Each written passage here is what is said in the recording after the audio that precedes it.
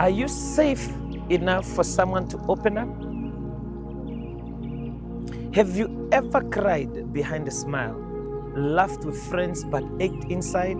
Ever sat in a room full of people and still felt like you couldn't say a word? We often ask, why didn't they come to me?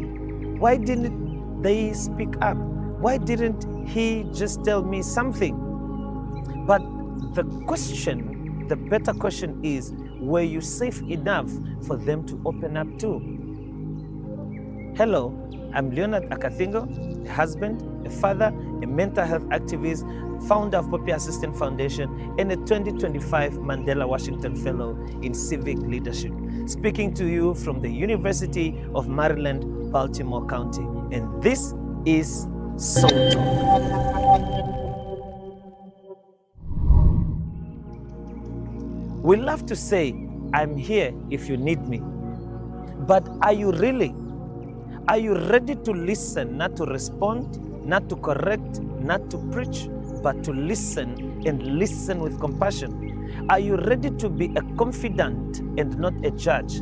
Are you ready to hear someone's darkest truth without shifting your tone, raising your brows, or gossiping later? Because here's the truth. Many people do not open up, not because they don't want to, but because they have been burned by the very people who claim to love them. Ask yourself, when someone told you their struggle, did you keep it to yourself? Did you handle it with tenderness or turn it into a story to tell others? Was your face filled with grace or was your face visibly uncomfortable? Sometimes we push people deeper into silence, not by what we say, but by what we post, what we laugh at, what we speak about others behind closed doors. So before asking why someone didn't come to you, ask yourself, would you come to yourself if you had a problem? Now let's do a personal reflection. I have been there. There was a time I was struggling but smiling. I was hurting but helping others. I was dying inside but no one could tell. So I drank to sleep. I moved away across the ocean, not to escape, no, but to understand myself, to find peace and to heal. And even today, there are people who say, but Leonard, you should have told us. And I ask them, would you have listened without judgment? Would you have handled my pain gently? Because it's easy to say he was close to me, but being close doesn't always mean being safe.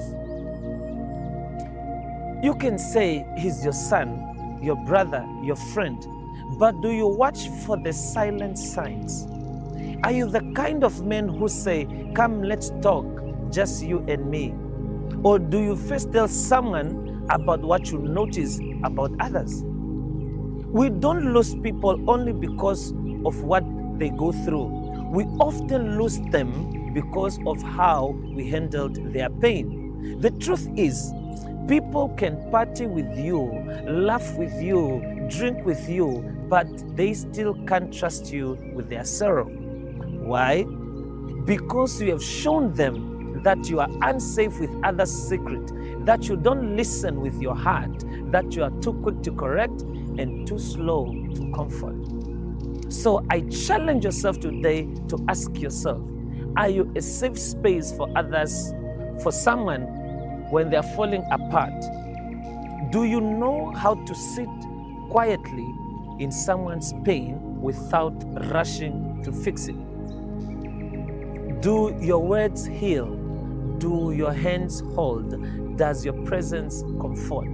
Because if not, then perhaps we must stop asking, why didn't they come to me?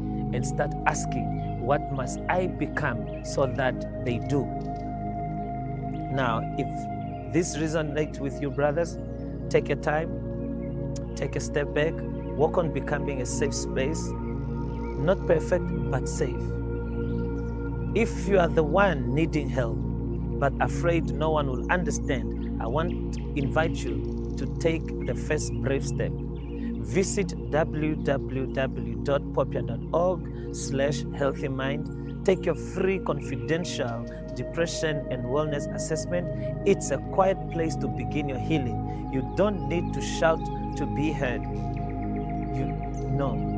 You just need to start somewhere. This is Soul Talk with Leonard Akathingo. Until next time, I want you to be gentle, to be present, to be safe for someone, because sometimes the difference between life and death isn't a hotline, it's a listener who truly cares. Thank you very much.